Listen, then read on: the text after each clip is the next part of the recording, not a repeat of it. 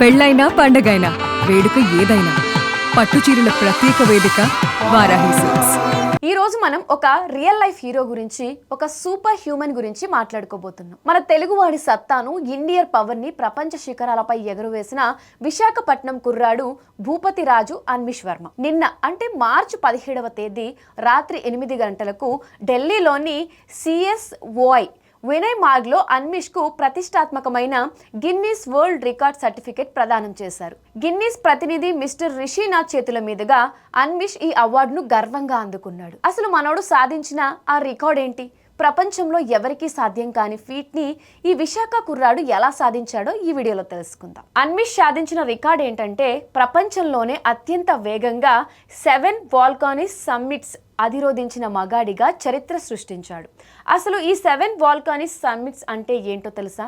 ప్రపంచంలో ఉన్న 7 ఖండాల్లో అత్యంత ఎత్తైన 7 అగ్ని పర్వతాలు ఇవి. సౌత్ అమెరికాలో ఉన్న ప్రపంచంలోనే అత్యంత ఎత్తైన అగ్ని పర్వతం ఓజోస్ డెల్ సలాడో, ఆఫ్రికాలోని కిలిమంజారో, యూరోప్లో ఎల్బర్స్, నార్త్ అమెరికాలో పీకోడి వరీజాపా, ఆసియాలో దమావంత్, ఓషియానియాలో మౌంట్ గిలిబే, ఇక ఫైనల్ గా గడ్డ కట్టే అంటార్కిటాలో ఉండే మౌంట్ సిడ్లీ. ఈ 7 పర్వతాలు ఎక్కడం అంటే మరణంతో ఆడుకోవడమే. ఆ -డిగ్రీల చలిలో ఆక్సిజన్ అందని వాతావరణంలో అడ్వెంచర్ స్టోర్లోనే అది ఒక అత్యంత కఠినమైన ఛాలెంజ్.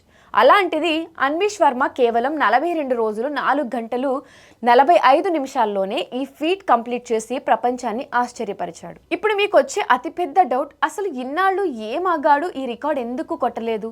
ఈయనకు ఎవరు పోటీ లేరా అని. పోటీ ఉన్నారు. ప్రపంచవ్యాప్తంగా చాలా మంది పర్వతాలు ఎక్కేవారు దీన్ని ఛాలెంజ్ చేశారు, కానీ వాళ్లకు ఏళ్లు పట్టింది. పోనీ కనీసం ఎవరైనా తక్కువ టైంలో ట్రై చేశారా అంటే 2023లో ఆస్ట్రేలియాకు చెందిన కాలోరిన్ లియోన్ అనే మహిళ ఈ 7 అగ్ని పర్వతాలను 183 రోజుల్లో అంటే దాదాపు 6 నెలల్లో కంప్లీట్ చేసి ఉమెన్స్ కేటగిరీలో రికార్డ్ సెట్ చేసింది.